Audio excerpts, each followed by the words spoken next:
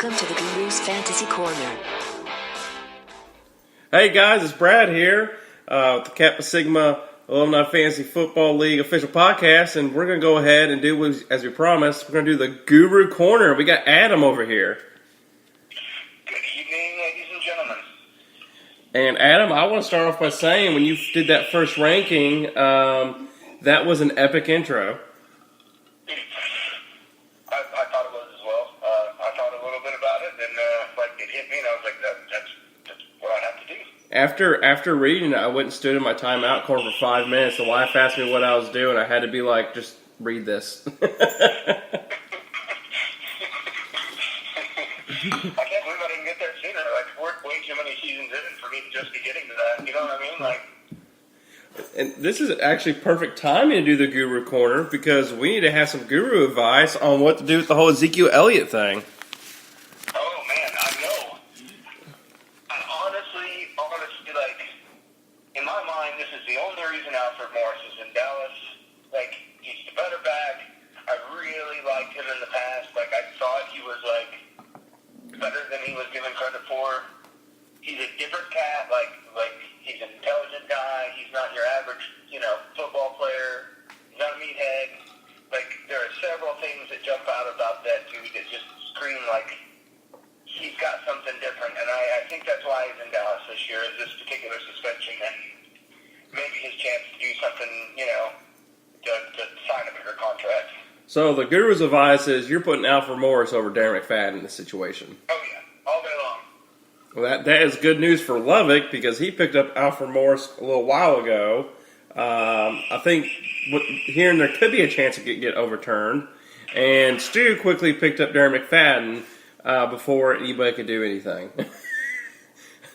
So both the guys are gone, because that's our league. You get out there, and all the fantasy experts, they say, hey, pick up McFadden or Morris. Pick up both if you can. Well, not in our league, because those son of bitches already swooped up and took them.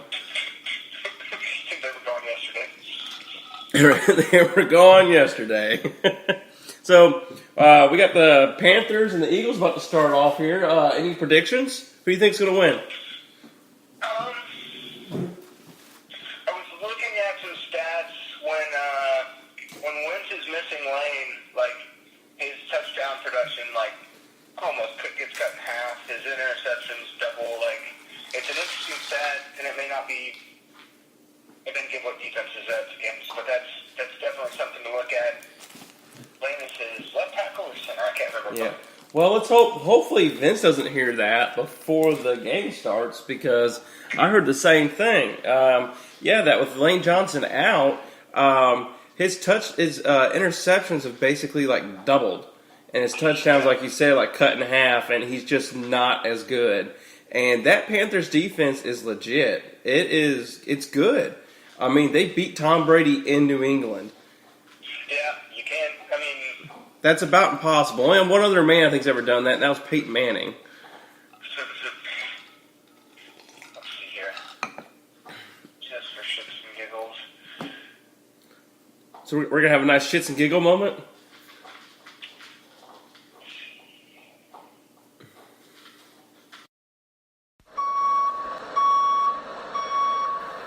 Yeah. Tom Brady has not scored less than 24.5 points against anybody. Oh, shit. That's a terrible stat. Fuck that. Kansas City. I thought Carolina was the second one, but no. Tampa Bay also held him way low. Well, Yeah, scored 24.5 against Carolina. Well, Adam, 7 yards, 2 touchdowns.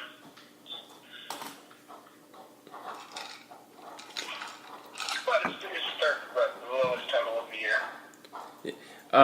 moving forward, Tom Brady sprained AC joint in his non-throwing left shoulder. I think he's going to be okay?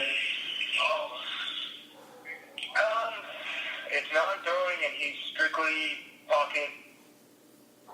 I can't see it being a problem. I can't imagine, it would have to be causing him, a lunch or pain.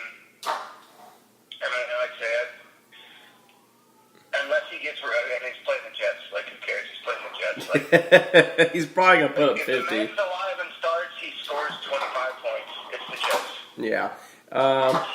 He pretty much owns the Jets. Yeah.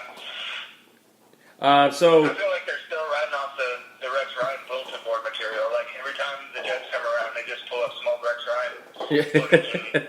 now, there's been a lot of trades this year. I think this might be the most trades we've had in any season this much. It's been crazy. Yeah, I think we've had more trades through week 6 in this year than we have any previous total year. Yeah, I agree 100%. Insane amount of trades. It started off kind of slow, and then it started going, and things kind of snowballed. Well, the vast majority of them, their judgment calls have trades. I don't think anybody's just getting hardcore snowballs in a lot of them. There's a lot of people, at least with opinions, trying to make moves. And with injuries, we've had a lot of injuries. People are getting backed into corners, and, you either make a move or you just stay stagnant, too. Well, I think that's it, yeah. Everybody's realized staying stagnant hasn't worked for me thus far, so let's get out there and try and, force something to happen. So what I'm hearing is the guru personally giving Eric Kaprovic advice, telling him that he needs to trade now. In the trade embargo. Yeah, well. Trade me Jordy Nelson. We've played a league full of cutthroats, Darren. A league full of cutthroats. Be wary. I don't have Sam's jacket anymore, CoPro, so if I make you an offer, it's legit. It's completely fair. More than likely, it's unfair to me. I promise you that, and my fingers aren't crossed. Yeah, I will tell you, I've turned down 15 trades this year, a ton. People are hey, you want this or this? And no, it's garbage. Yeah. Hey, let me give you 2 bench players for a starter. So, you're talking about my offers. Among others, but there's been a lot of that. The ones I've seen that have actually gone through, most of them I'm not oh my, I can't think of one that's oh, that's rape. That's rape. Yeah. Well, we have one recent trade I'd like to hear your opinion on, and it involves one person because of this.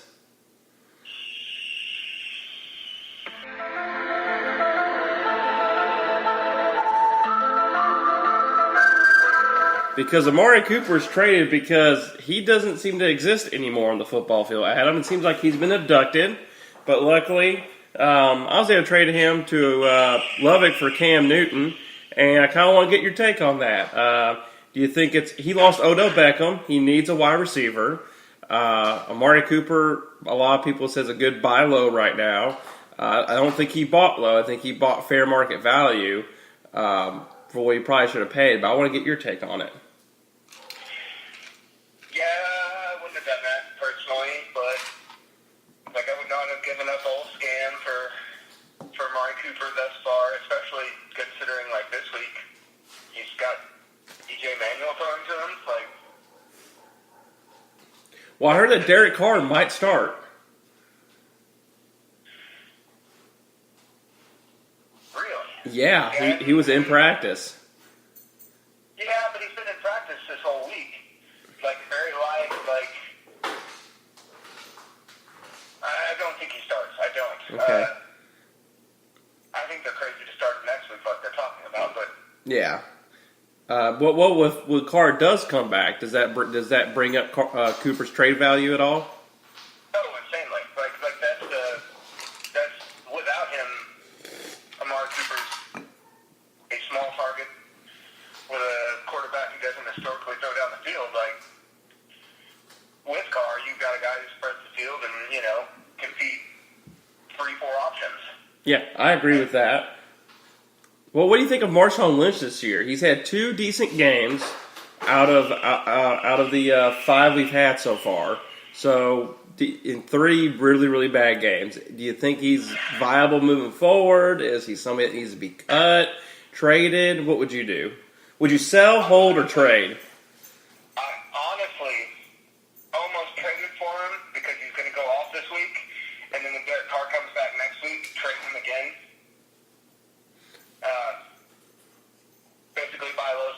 Yeah.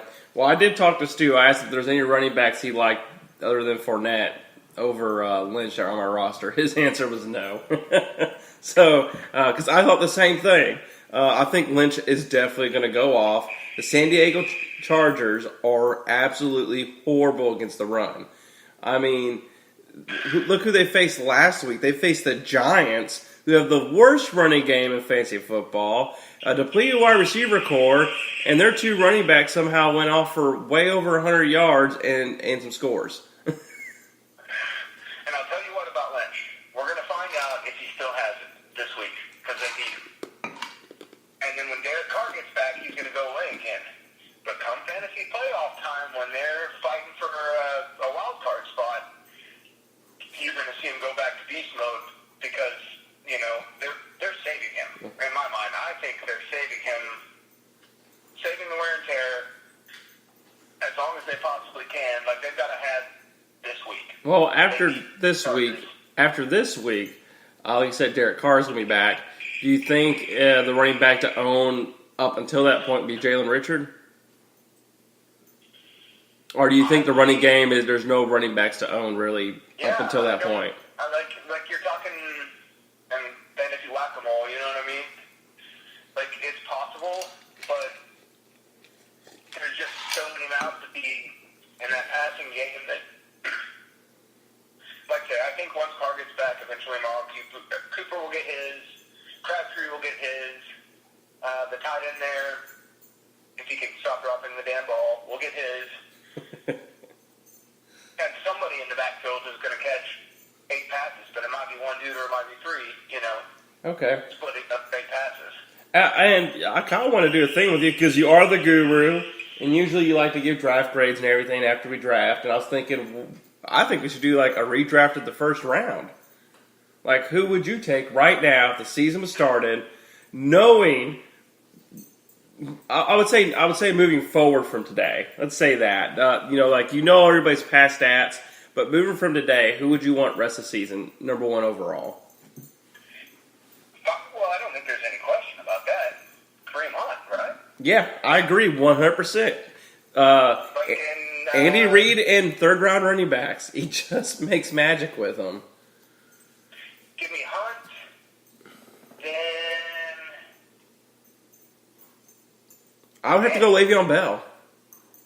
yeah, I think you still, even though Pittsburgh is such a shit show, like, you've got to assume like his workload is just too incredible to pass up. But then you look at, like, stats wise, Gurley comes in really close. Like, See, that's where I would differ. I think moving forward, Gurley's got some heavy run defenses facing. I would have to go Antonio Brown third. yeah, that's true. I was just looking at running back totals.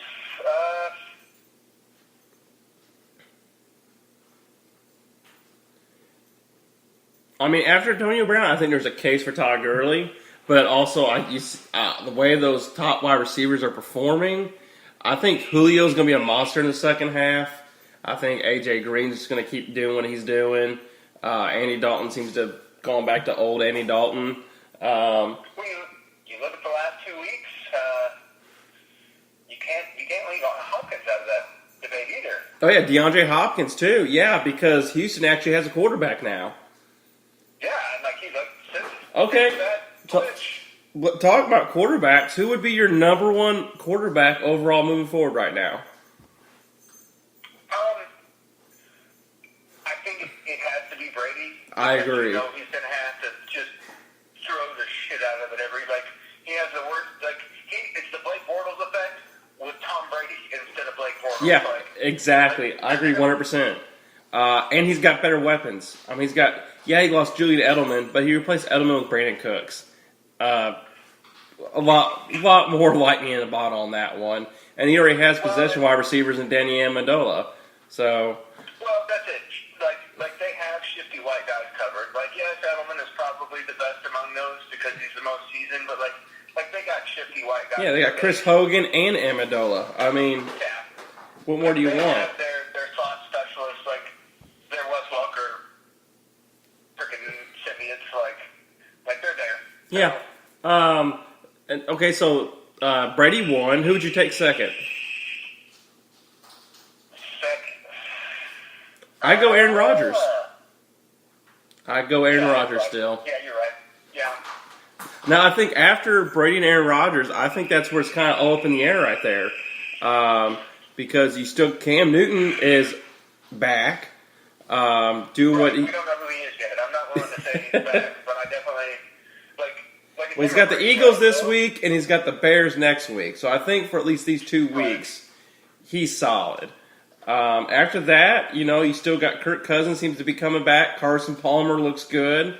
They have to throw the ball. I think we look at some of the same things, and you've seen Kirk Cousins through the first 2 weeks of the past 2 seasons has been like number 23rd through 26th ranked quarterback for the first 2 weeks, and then he goes to top 5 for the rest of the season. Yep.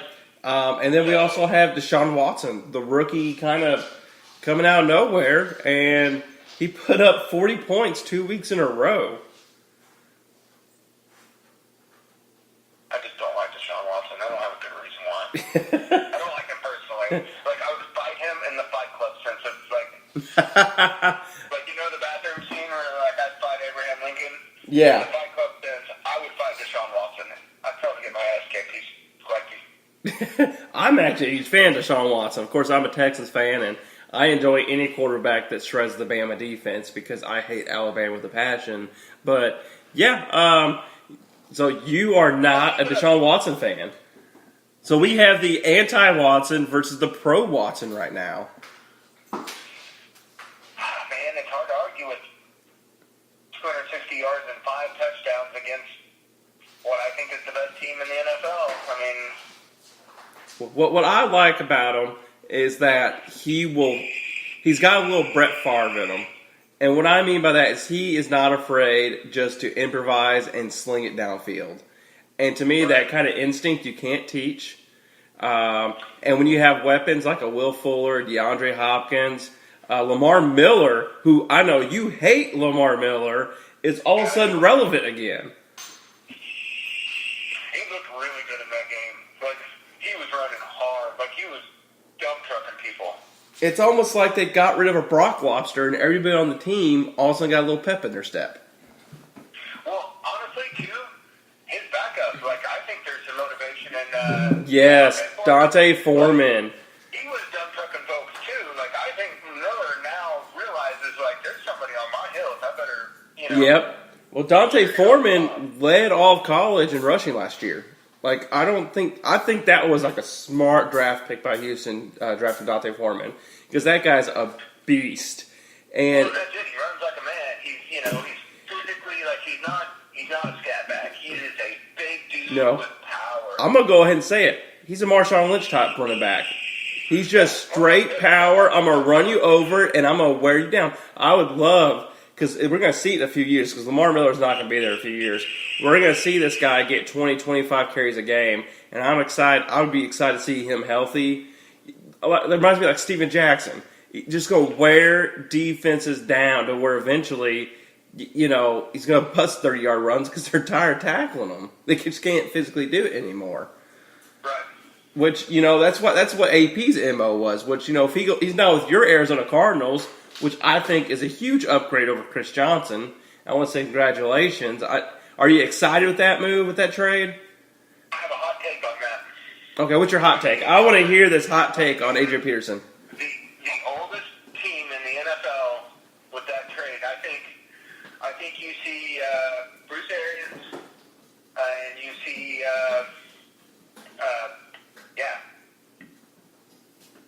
Fitz, and Palmer. Like, I think they're laying it all on the line. Like, this is the year or it's not. Like, as Bruce has said, this is my last gig. And Larry keeps talking about retirement, and Carson's old. Like I think this is a make or break, shoot for the stars. Yeah. We need some stuff to fall our way. I don't think this is this season or nothing. Well, the thing I like about it is they didn't have to give up a lot. They gave a conditional 6th-round pick. Well, yeah. And like I say, New Orleans didn't need the headache. I mean, they weren't going to use him, like... No, and Adrian Peterson, talking about those running backs, Adrian Peterson is that running back that needs 15 to 20 carries. And if he walks into Arizona and they're only going to hand him 10 to 11 like they were Chris Johnson, then I'll tell you what, they might as well not trade it for him. Because his whole thing is he wears defenses down as the game goes on. You have to give him that 15 to 20 carries because the first 10, it's almost like you're just throwing a dart up in the air. But you're guaranteed bullseye like every other run after that because they're just too tired of tackling them.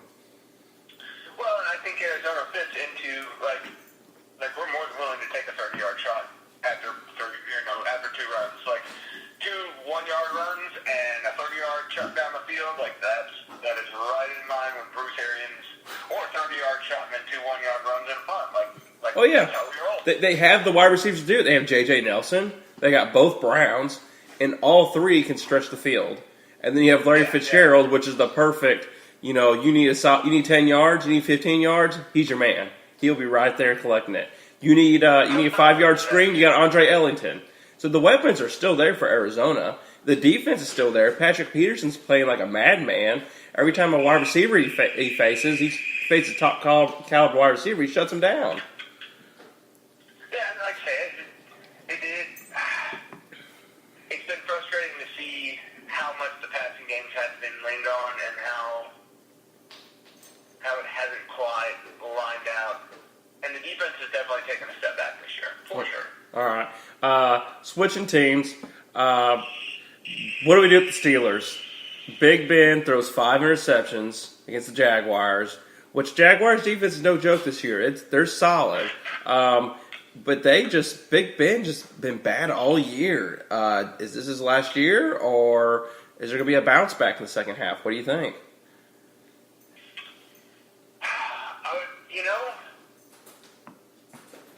I've wondered a lot about that because is this when he gets on camera and questions his ability to do it, is that taking the shot for the team, or is that I'm really questioning my own ability? Because if he's questioning his own ability, history tells us he does.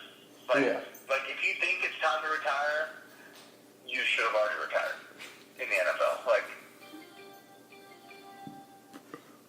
And he hasn't been looking good, and Martavis, that's really given Martavis Bryant's value up. It just shot that down because he's been missing him on deep throws. Antonio Brown and Le'Veon Bell, though, their value's still there. Like, they're still getting theirs. I mean, I think they're the only 2 that will still continue to be valuable. But any other Steelers, I would not feel comfortable starting the rest of the way. I agree, but those 2 guys have that mid-range, like they occupy the middle of the field along with Jesse James. Those 3 guys have some value moving forward, regardless who the quarterback is, because they're check-down guys. They're going to get their volume. Yep, I agree 100%. And they're also the type of players they're so talented that it can be a 5-yard, a 10-yard catch, and they take it to the end of the field. Yeah, especially Brown and Bell. Like they have that. You put the ball in their hands, and you don't know what's going to happen because they can always break one off. Yeah. Now let's get on another quarterback with issues. He hasn't played this year, but he's on your team. You drafted him, Andrew Luck. Do you think he's coming back soon? He's got to be coming back soon. Honestly, I've been following it as closely as possible, obviously, but it's like I'm starting Carson Palmer, who's the 18th or quarterback in the league. So I'm waiting on Andrew Luck, and they're not going to rush him back. I honestly wondered if they'd start him this year. Yeah. If this is a lost year, do you hold him out? And because the offensive line is so atrocious, you can't put him in there until he's battle tested, ready to.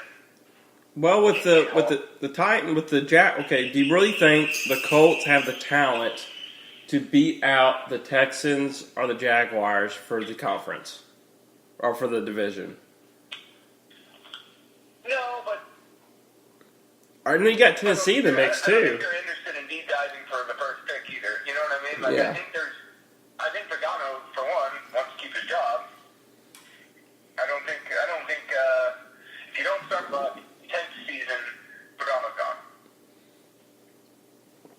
think he's given up yet. If that I makes think sense. Pagano should have been gone a few years back, personally. Another, I was going to go ahead and end it, Adam. I was going to ask you about a very hot topic. A team that is hot. This team's on fire, Adam. I mean, they are breaking records left and right. And I'm talking about our Arkansas Razorbacks, and the records I'm talking about are actually not that good. They're actually horrible. Right. Back down the records, yeah. Do you think after we lose to Bama, which, okay, guys, they're going to lose. I'm pretty pro hog. I always joke around they're going to win 1,000,000-1, but no, they're going to lose 1,000,000-1 on Saturday. But Blima's got to be gone, right? Like at the end of the year, he's got to be done, right? I think if we look at the last 8 years, we can't play big boy football without big boys, and we as Arkansas cannot recruit the same big boys that the other people we play can recruit. I agree. So it's time to flip the script. Now There's a lot of good coaches out there. I love about Bielema. Like the things he has done in this team as far as personal standards, the conduct of the team. That I can agree with. Yes. The academic, I am so for these things that I would almost just take a losing coach that's actually a stand-up dude who cares about the kids. I'd almost rather have a shitty football team with a good head coach doing the right thing for his kids. I get that, but if we're going to have that, I don't want to pay that coach $4 million in my tax money. Yeah, That's pay him $100,000. Qualities about the dude that, say, he's been such a not Petrino. I think he's a good person. Otherwise, I think the man has moral, integrity, and that's there's some tangibility to that you don't often find in college sports or pro sports, and it's refreshing, and it's been a bold experiment, and it's failed. Yeah, and we need to go back to. Right on the back of bikes. I mean, Yeah, well, there's a couple coaches out there that could come, and I don't know why it's not being thought out. A lot of people start with Les Miles, but why not Chip Kelly? Why not Chip Kelly? I think he would be wonderful. I mean, he brought up Oregon out of all colleges up to prominence. Where's he at now? He's nowhere. He got fired from San Francisco last year. Yeah, but I'm surprised somebody. I assume he was probably some. Nope. He is not at any college, and there's all Les Miles is available. There's also which it's never going to happen, guys. John Gruden, even though he wore a purple tie, which is the Fayetteville Bulldogs on Monday night, but God damn you for even saying that. Man, I would have to kick the tires personally on the dude who ran Texas. I can't remember his name. Oh, Charlie Strong. Yeah, he was really good. A lot of people are asking for Bobby Petrino back. I've seen an outcry for that one, but I don't think that's ever going to happen. If we have Bobby Petrino back, I'm no longer an Arkansas fan. Yeah, he's never coming back to Arkansas. It's just not going to happen. Yeah, Jeff Long cannot be there, and there's no way Jeff Long's getting fired. We're stuck with Jeff Long. I would say Jeff Long's cooler than that. You know what I mean? Yeah. He would not do that. No, and I like Jeff Long. I think he just made a mistake and gave Bielema that big contract in the heat of the moment after the big Texas win, and we found out later on that really Texas just wasn't any good, and that's why we beat the snot out of them. So, but I think it was good. It was a great win. I don't find any of it wrong. I just think we kind of, Yeah, I think he kind of just ran his course. I think his top level coaching was at Wisconsin, and he just couldn't get the players in the SEC that he wanted because, a lot of those players went to other schools, and one of those players, which I still think is the best player he ever recruited, was Alex Collins, who originally was going to go to Wisconsin. So we got lucky with him. But other than that, I mean, the offensive line just hasn't been good. We have a great center. He's going to be a first-round pick in the NFL. But everyone else is just, well, they're just not that good. That's the hardest part is this is our bread and butter, and what are we worst at? Our bread and butter. Our defensive backs aren't great, but what's the worst unit on the Arkansas team? The offensive line. And what's Bielema's bread and butter? The offensive line. Yeah. And you can't say you got to give me a few years to get my guys in because it's year 5. And you're not doing it against TCU, and you're not doing it against Texas A&M. Like we're not talking all-star defensive lines here. no. Good, not bad. I'm not, but I'm saying like it could be a real shit show this week. Yeah, it's gonna be bad. I have no hope. Absolutely none. Honestly, I'm gonna watch it. I'm not gonna lie. I'm gonna turn it on. But I expect it to go south pretty quickly. Saban can be a complete douche, but he's got a little bit of class. Like he's not gonna. He's gonna make sure whoever we start at quarterback doesn't get hurt. He's gonna, you know what I mean? Like. Well, talk about moving forward. Who do you think's the better quarterback right now, Austin Allen or Cole Kelly? I think just because of his ability to take a hit, probably Cole Kelly. I agree 100% because I've been telling everybody when we got Cole Kelly, I said I think he's going to be like a Big Ben was at University of Miami. He's just a big, strong kid, can bounce off sacks, they can't take him down, and when you can bounce off somebody, you extend plays. And when you extend plays, that's how things happen, especially in collegiate football, because their defenses are not meant to handle that. Perhaps he should play left tackle. Maybe he should. He needs to come in on the line as an eligible receiver and then come around, take the snap, and throw it. Have him be fullback. He can chip. So does he have any brothers? We need to recruit them. Chipping. Well, I'm going to hit this linebacker and knock him on his butt. Adam, that's all I have for tonight. Is there anything else you'd like to add?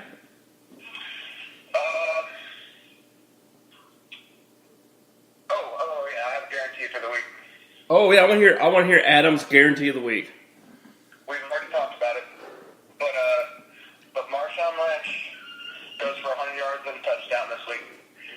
Put it down. And then goes for less than 50 yards next week. Put it down. The guru has spoken, guys. I will see y'all next week. Adam, we'll do another one. We're going to try to get a routine going. And we'll try to have a guru segment every week. How's that? Take it. Awesome. Y'all have a good one. Fuck you guys. The Brent and Stu Fantasy Podcast is the official podcast of the Kappa Sigma Alumni Fantasy Football League.